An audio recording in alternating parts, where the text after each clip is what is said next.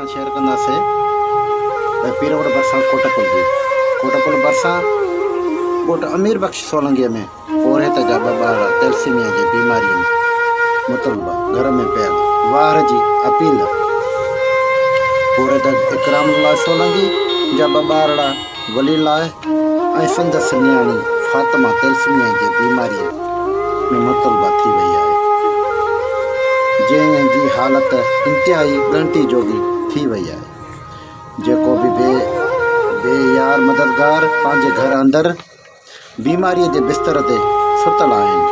उन सिलसिले में मुस्लिम ॿारनि जे पोहरियत पीउ इकराम सोलंकी रोईंदे ॿुधायो आहे त मां